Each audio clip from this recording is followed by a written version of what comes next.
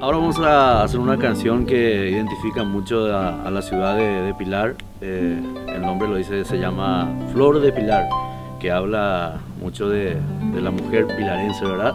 Y que es obra de un compositor y autor paraguayo y que es pilarense, el señor Carlos Miguel Jiménez.